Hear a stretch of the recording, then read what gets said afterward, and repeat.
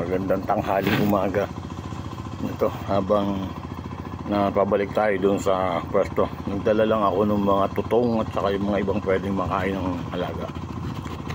Medyo ginutom ako kaya nakakita ako ng bukong galing doon sa bukuhan ng aking bayaw.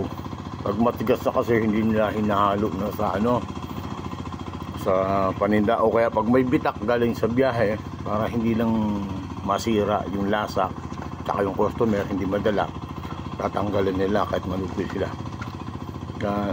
Sureball kang ang buko ron is sabaw talaga ng niyog. Ayan, merenda tayo.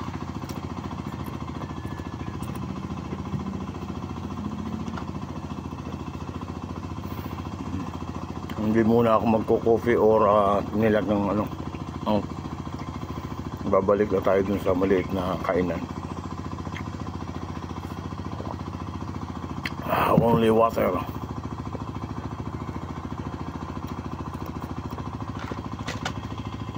Panggatong.